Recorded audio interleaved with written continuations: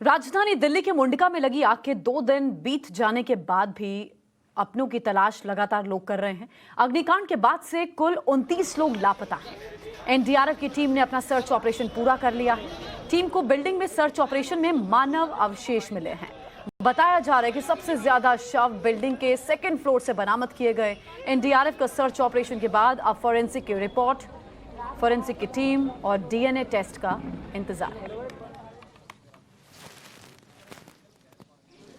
मुंडका में लगी आग के बाद एनडीआरएफ की टीम का सर्चिंग ऑपरेशन अब पूरा हो गया है। इस पर बात करने के लिए हमारे साथ इंस्पेक्टर आशीष पांडे हैं जो एनडीआरएफ से हैं। सर, सर्चिंग ऑपरेशन कंप्लीट हो गया है, अभी कुछ मिला है ऐसा जो कुछ नया हो? नहीं, आज नया कुछ खास नहीं मिला हमें, लेकिन हमने आज पूरी बिल्डिंग को बेसमेंट से लेके टॉप फ्लोर तक पूरा थ्रोली सर्च किया है।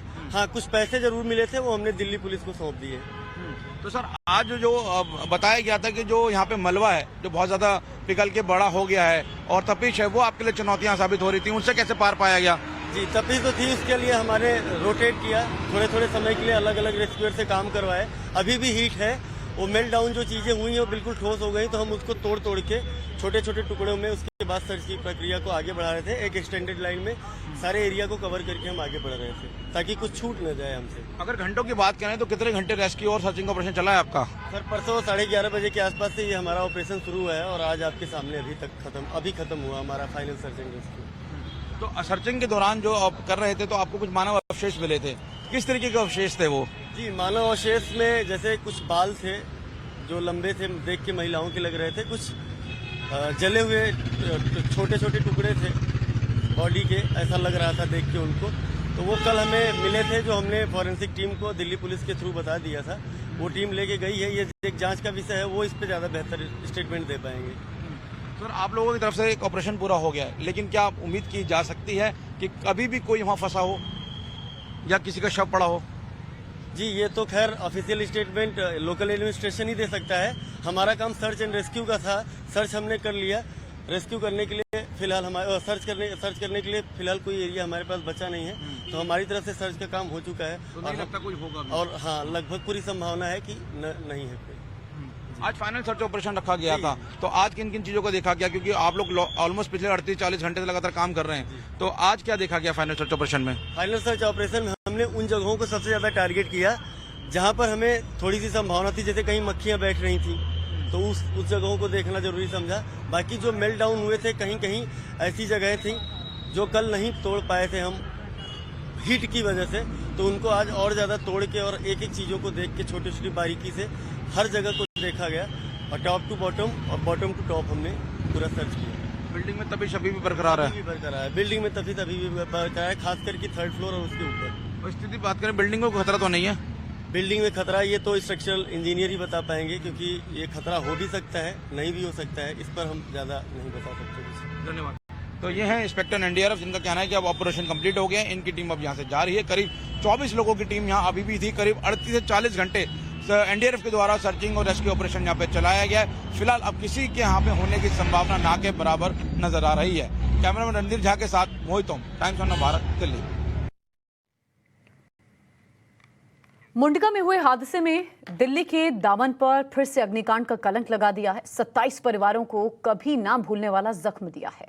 29 लोग अभी भी ऐसे हैं जिनकी तलाश में उनके परिवार के लोग एक अस्पताल से दूसरे अस्पताल, एक थाने से दूसरे थाने के चक्कर लगा रहे हैं, लेकिन लापता हुए अपनों को नहीं तलाश पा रहे। रिपोर्ट आप देखिए।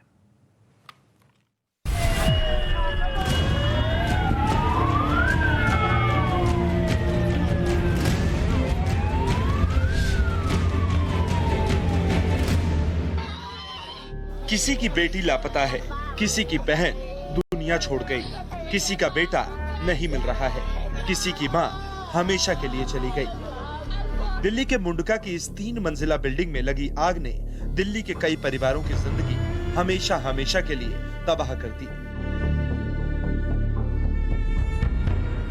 आंसू, दर्द और कभी ना भूलने वाला जख्म कई परिवारों के लिए ये 3 शब्द अब नियति बन चुके हैं। ये शख्स अपनी एक बेटी और 2 भतीजियों को रात से तलाश कर रहे हैं। एक थाने से दूसरे थाने और एक अस्पताल से दूसरे अस्पताल के चक्कर काट रहे हैं, लेकिन इनकी बेटियों का अब तक कुछ पता नहीं चला। एक मेरी बेटी मिसिंग है और 2 बेटी मेरे भाई की हैं। छोटा मेरे से छोटा भाई है, 2 बेटी उसकी हैं। तीन बच्चे गायब हैं। अभी तक उनका कोई पता नहीं है। पुलिस कोई हेल्प कर रही है? आपने हॉस्पिटल अथॉरिटी से बात की? सिर्फ रिपोर्ट दे रखी है हमने जा करके मुंडका थाने के अंदर। प्रेमनगर थाने में मना कर दिया कि यहाँ आपकी रिपोर्ट नहीं लिखी जाएगी, आपको सिर्फ कंप्लेंट लिखवानी है तो सिर्फ मुंडका थाने जाओ। तो रात को हम 2:10 पर वहाँ रिपोर्ट लिखवा के आए हैं। कल से कम 10 बच्चे इधर उधर सारे हॉस्पिटलों में, संजय गांधी में, अंबेडकर में, जहाँ तक कि सफदरजंग तक पहुँच गए हैं, एम्स तक पहुँच गए हैं बच्चे, लेकिन कहीं पर पता नहीं चला है। लेकिन अब बताओ हम क्या करें, कहाँ जाएं? मुंडका की जिस बिल्डिंग में शुक्रवार की शाम आग लगी, उस बिल्डिंग में चल रही कंपनी में अंकुश की 3 बहनें काम करती थी। आग के बाद उन तीनों का कुछ पता नहीं। अब अंकुश और उसके भाई एक अस्पताल से दूसरे अस्पताल अपनी बहनों की तलाश के चक्कर काट रहे हैं। राम मनोहर लोहिया, दीनदयाल, जितने भी आसपास के हॉस्पिटल है सारे देख लिए। 2 जगह थाने में चले गए हैं। मुंडका थाने में गए थे कल रात को, वहाँ पे रिपोर्ट लिखी, सिर्फ हमें ये नहीं पता रिपोर्ट लिखी भी या नहीं भी लिखी। मौत को बेहद करीब से महसूस करने वाली संगीता उन चुनिंदा खुशकिस्मत लोगों में से एक है जो मुंडका हादसे में बच गई। जिस वक्त बिल्डिंग में आग लगी थी, संगीता उसी बिल्डिंग में मौजूद थी। संगीता ने बचने के लिए बिल्डिंग की दूसरी मंजिल से छलांग लगा दी। किसी को क्रेन ने उतारा, ऐसे करके, पर फिर भी बहुत सारे लोग उसमें फंस के जल गए। आप कैसे उतरे? मैंने 2nd फ्लोर से जंप करके मैं निकली रस्सी पकड़ के। कुछ खुशकिस्मत लोगों में से एक है दीक्षा।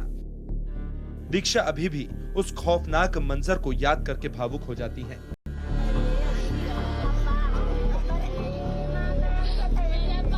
दीक्षा मुंडका के 3 मंजिला लक्षागृह से बाल बाल बचकर लौटी हैं। उनके दोनों हाथ जरूर जल गए हैं।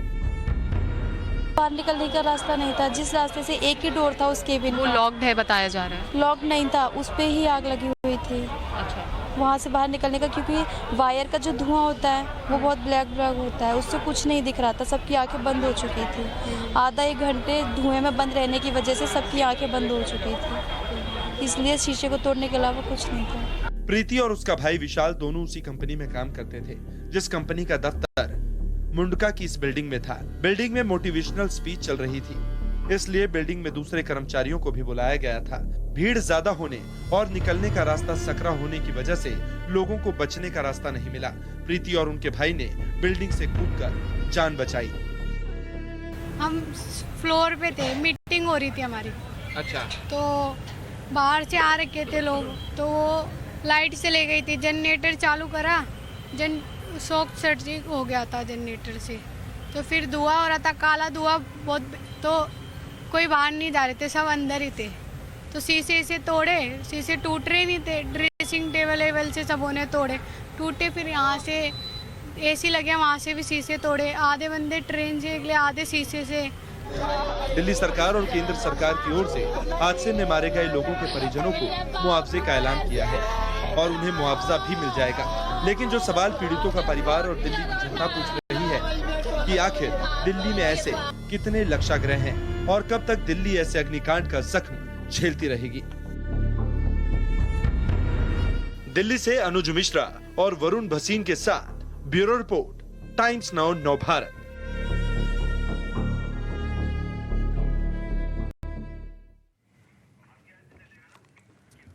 मध्य